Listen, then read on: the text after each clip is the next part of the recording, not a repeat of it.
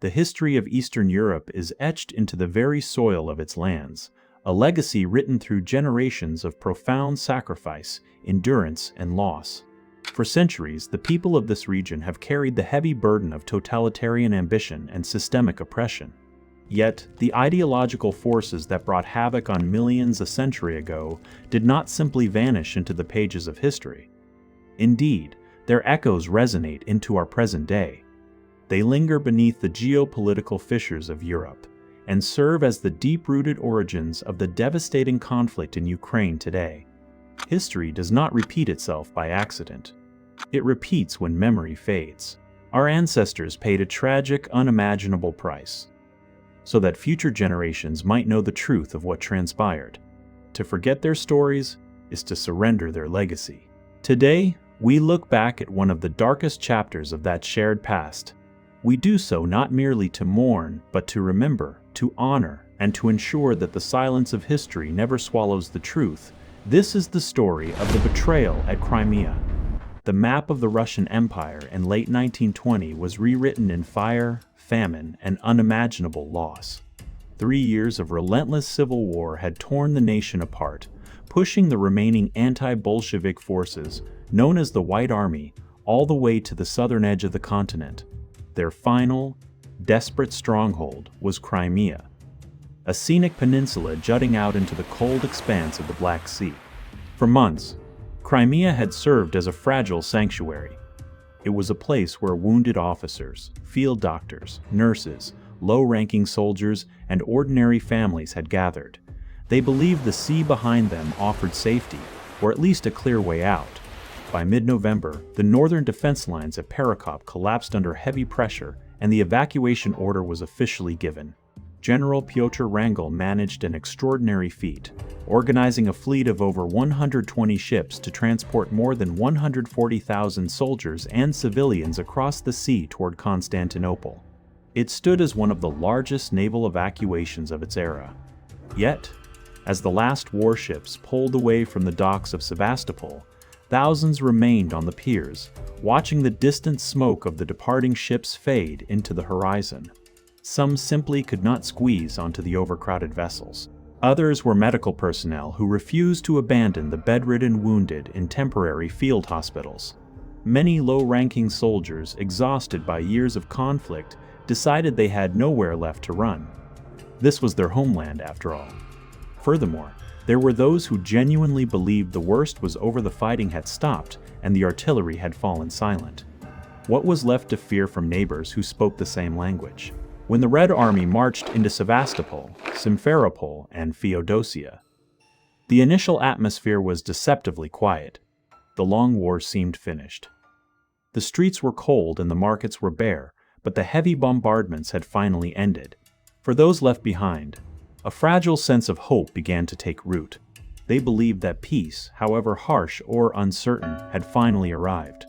To consolidate total control over the region, the revolutionary leadership dispatched the Extraordinary Commission, known as the Cheka, headed locally by Bela Kun and Rosalia Zemlyaka. Their directive was absolute: eliminate any potential threat to the new administration before Crimea could ever be used as a staging ground again. The instrument they used was not an open military engagement, but a simple printed notice posted on street corners across the peninsula. In late November 1920, white paper notices appeared on public walls, administrative buildings, and harbor piers. The text was direct and authoritative. It ordered all former officers, soldiers, civil officials, doctors, telegraph operators, and administrative personnel to report to designated registration offices immediately. The rationale offered in the notices sounded administrative and practical. The new government required a complete census to distribute bread rations, issue work permits, and regularize the legal status of the civilian population. Crucially, the notices promised full amnesty. It was officially stated that those who came forward willingly, registered their names, and declared their prior service would receive official clearance papers. They would be permitted to live as peaceful citizens under the new order. Thousands chose to trust the printed word. Day after day, long, shivering queues formed outside municipal halls, schoolhouses, and administrative offices in the winter chill. People brought their birth certificates, military discharge papers, trade licenses, and family photographs. Eyewitnesses recorded that the atmosphere in those lines was initially subdued, almost relieved. People chatted quietly about finding employment, reopening trade shops, or returning to their home villages in the north. The clerks behind the desks took down every detail: full name, rank, unit, civilian trade, current home address, and the names of immediate family members. Each individual was handed a temporary receipt and instructed to return in 48 hours to collect their final clearance certificate. What the people standing in those queues did not know was that the registration forms were not being used to issue amnesty cards. They were being compiled into master clearance lists.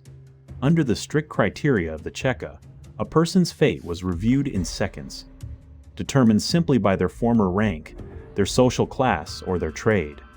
By early December, the registration process was complete. The net was fully cast across the peninsula.